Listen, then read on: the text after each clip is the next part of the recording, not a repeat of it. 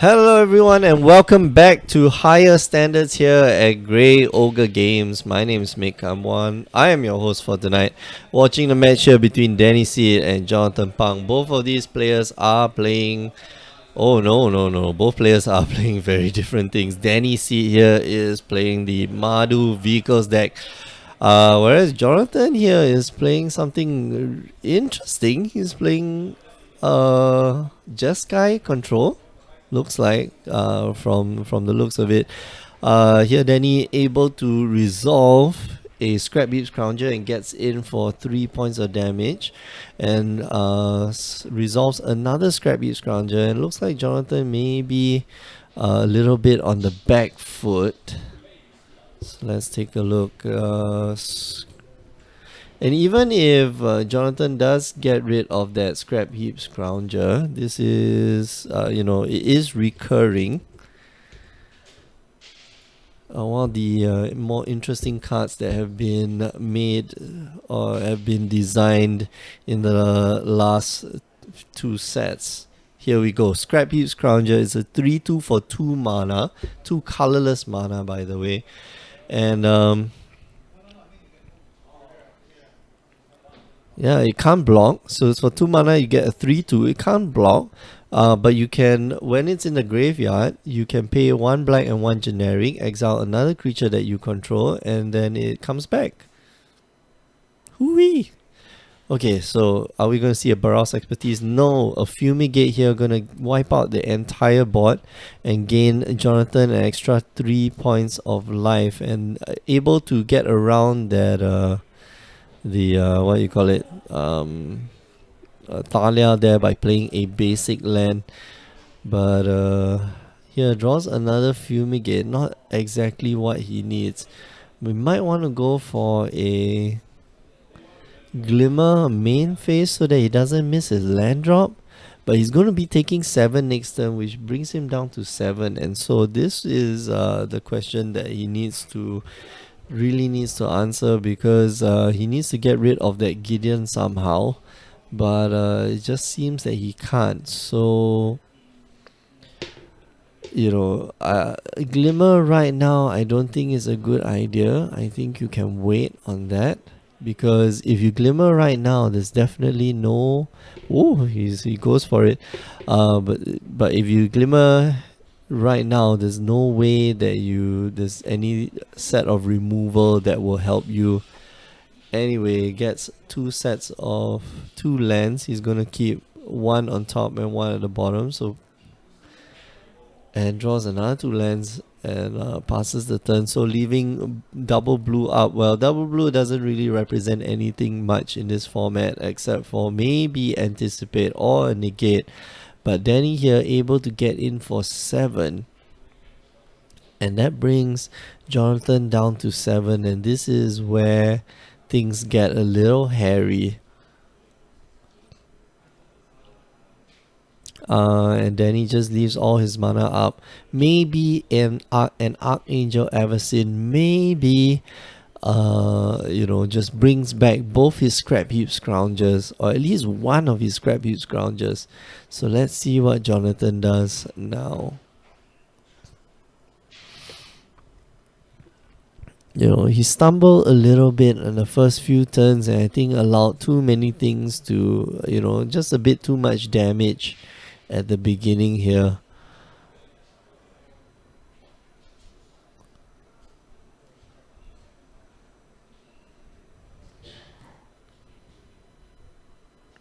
So there, Jonathan here going to disallow the activation of the Scrap Heap Scrounger, so it doesn't enter the battlefield.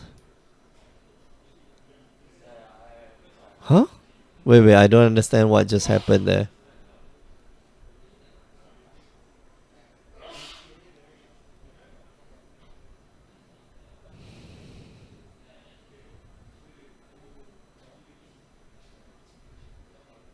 So yeah, now Jonathan considering, do I activate this other... do I disallow the activation of Gideon?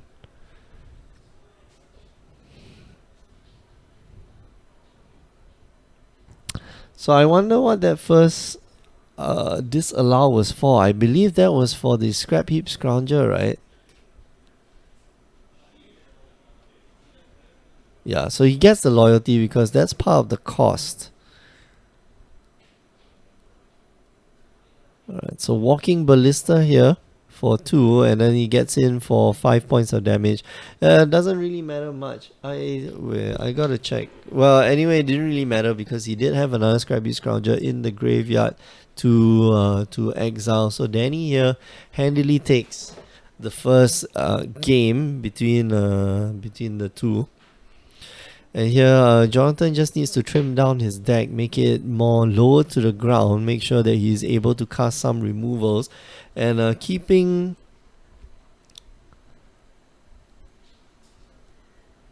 you can't... Okay, so Truth or Dare saying, I think Danny exiled the 2-craft again, but he didn't have a 2-craft exemplar, did he? Did he have a second creature? I know he had a Thalia there. I think the only thing he had was a Thalia, right? I don't think there was a 2-craft exemplar. Was there? If there was a 2-craft exemplar, then he definitely would have exiled that again to just bring back the Scrapheap Scrounger. Anyway, it didn't really matter because he did have one last creature in the graveyard at that point in time. So, yeah. Okay, so Jonathan here, like I said, he needs... Okay, alright. So, Truth or Dare saying that he did have the 2-craft exemplar. Okay. Jonathan here needs to bring his deck lower to the ground, maybe some Radiant Flames. Whereas Danny might be playing... I don't think Danny is playing the 4-color version, which runs Negates and Spell Quellers. But probably running the just strictly Mardu version. So all he has to do is just make sure that he has threat upon threat upon threat. So no issue, no biggie. Can do that. One of the interesting cards that I think this Mardu deck could play against control, like maybe you want to try playing a Life Crafter's Bestiary, especially since the deck plays what's that, Spire of Industry. So any spell that you cast, you can pay 1 life and just from the Spire to start drawing cards. Does give a big headache to control players everywhere. But who knows? Might be that little piece of innovation. It itself being an artifact means it turns on your Spire of Industry.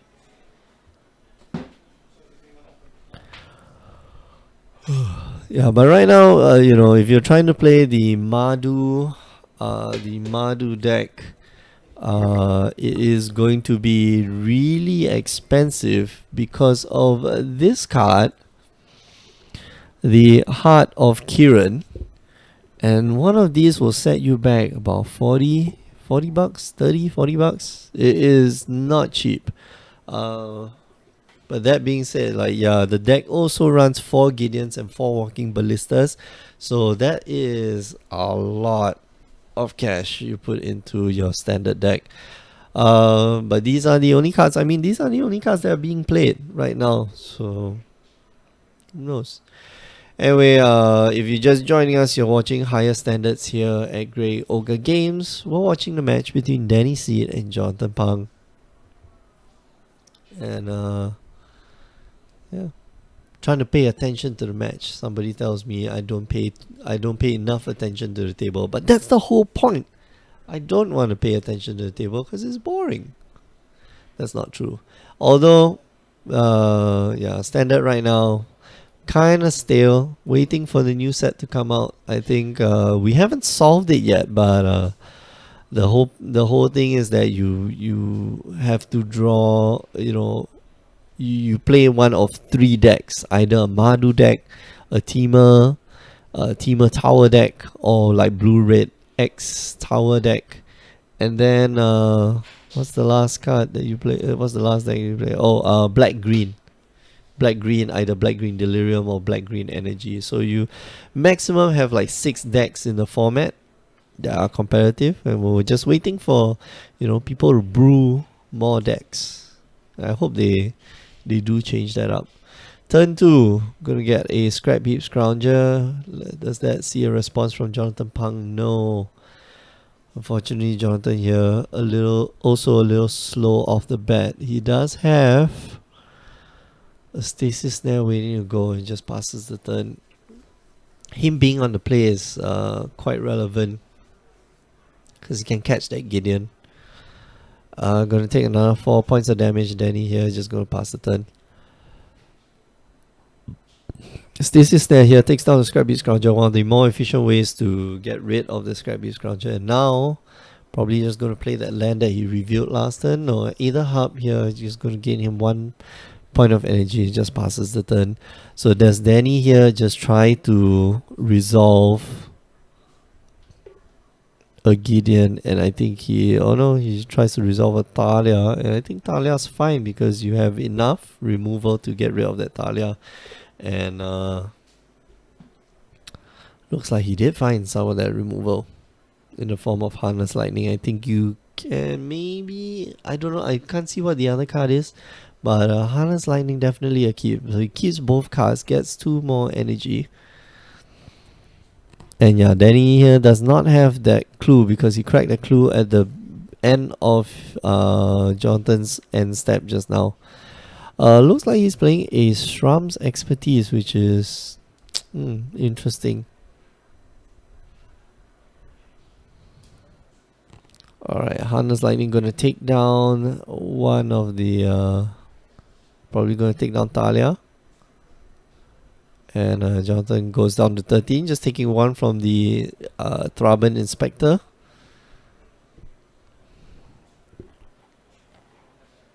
Oh, nice. Plays a Spell Queller in his sideboard to take down the Veteran Motorist. However, Danny does have Unlicensed Disintegration in hand, so he can get rid of that Spell Queller, but maybe not now. Wait until you do get more artifacts on the board. So maybe you want to try resolving a Gideon right now, or he can play 2 spells, one of them being the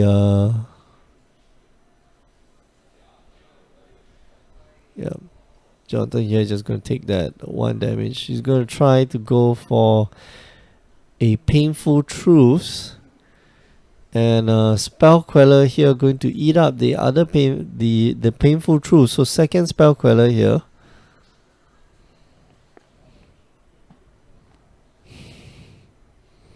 And then he might want to go for the unlicensed disintegration here before it takes away the spell. So spell still on the stack. Unlicensed disintegration, gonna get rid of the other. Try to get rid of the other Spell Queller, but no, Jonathan here has a backup negate. And just going to go in for 4 each turn, casually. Bang bang. So no real value of getting rid of the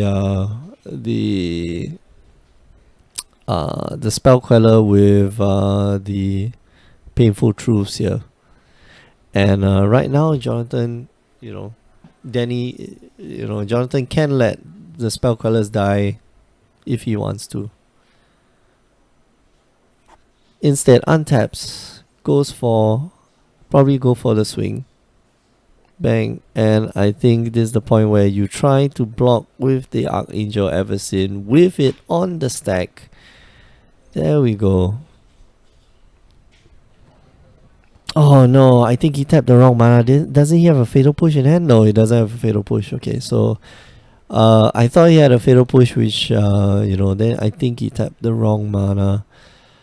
But in this case, so Jonathan here thinking, alright, do I get rid of the Archangel Eversin? And I think you add something else to your board.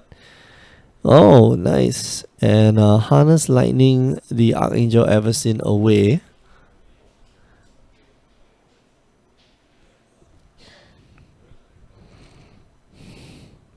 Why does he go up to 5? Shouldn't he go down to 3 energy? Alright, yeah.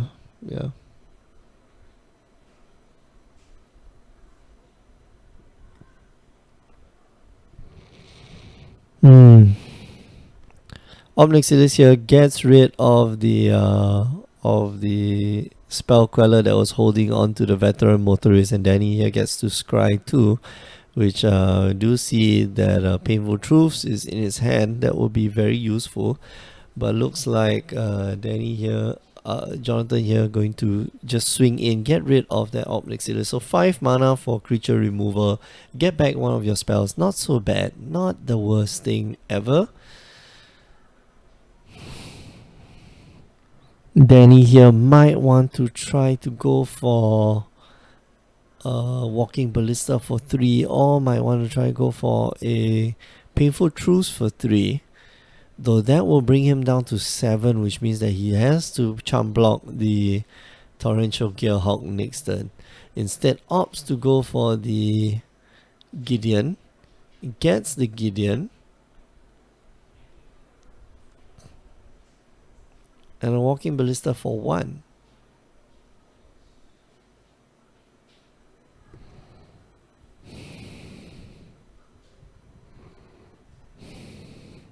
So do you get rid of the Walking Ballista here? I think you try to... Okay, so he gets rid of the 2/2, the Knight token, because the Walking Ballista can grow.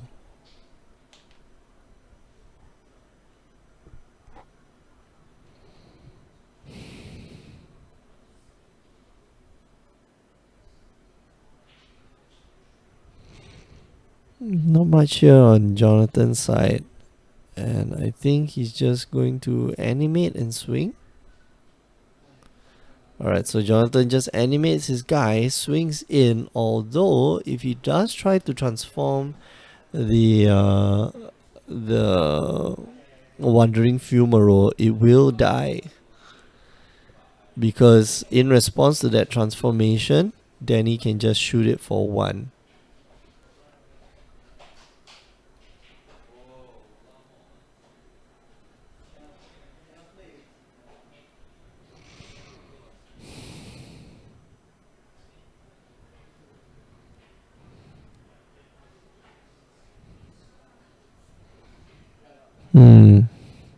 Interesting situation here. He's just going to hit the Gideon down to 2 because he knows he can block the Gideon with the Torrential Gearhawk. Granted, his Torrential Gearhawk might die because of that the Walking Ballista, or Jonathan can just take a 5. No biggie.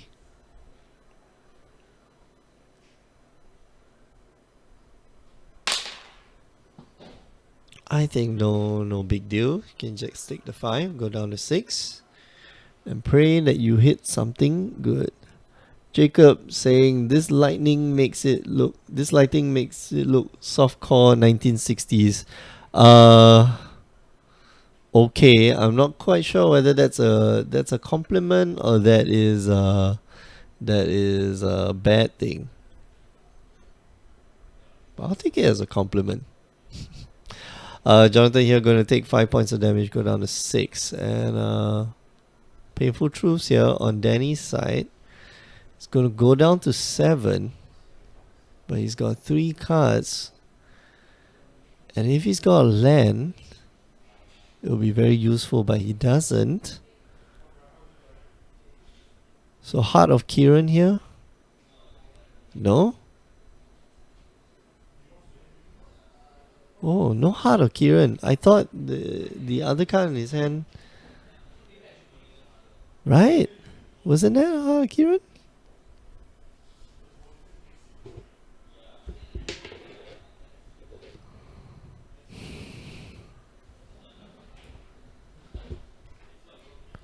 Yeah, that was. Why didn't he cast the Heart of Kiran?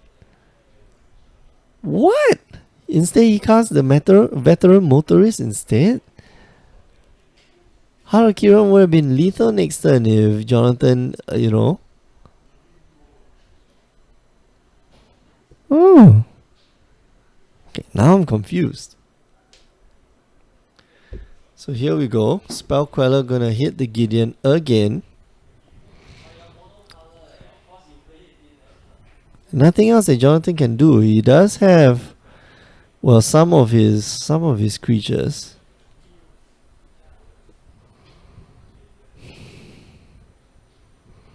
Maybe gonna disallow that activation.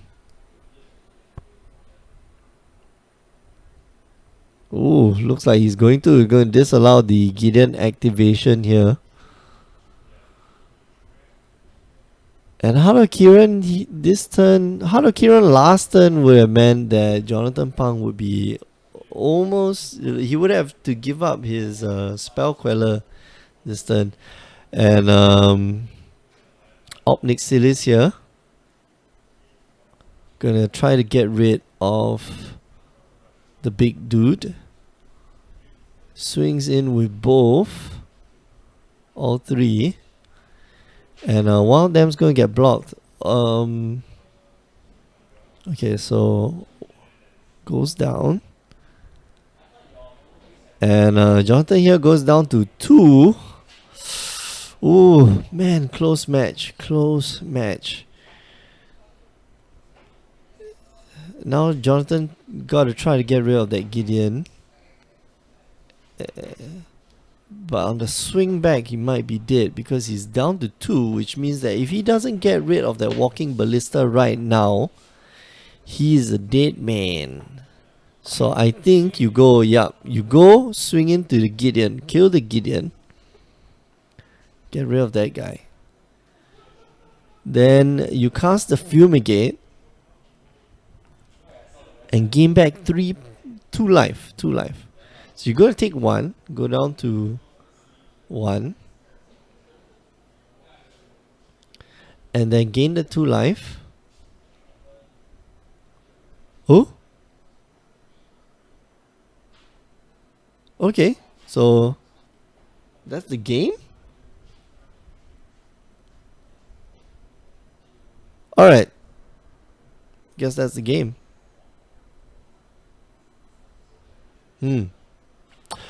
Okay, you've been watching the higher standards here at Grey Ogre Games. My name is Mick. I'm your host for tonight. It was a pleasure doing the stream with you, and hope you guys enjoyed. Oh, Needle Spires on Danny's side. Okay, I did not see that. Okay, yeah. Good eye there. Yeah, good eye. Okay, so yeah, I was a little confused. Like, why did the game just end right there? But you did have Needle Spires. You're right. We are going to call it a night. Thanks for watching. Thank goodness the night is ending at 10:20. Before we go, just want to remind you that you can catch the streams every Tuesday and Wednesday on twitch.tv/GreyOgreGames. You missed those, it's okay. Head on down to youtube.com/GreyOgreGames. Watch the replays. We have already uploaded the RPTQ, the Regional Pro Tour qualifiers, that took place last Sunday, so that was awesome. Go watch that. Last but not least, do listen to the Power 9 podcast. Every week, myself and Alfian, we get together and we talk shop about Magic the Gathering. Alright, we're gonna go off. Thanks for joining us. We'll see you guys next time. Ciao.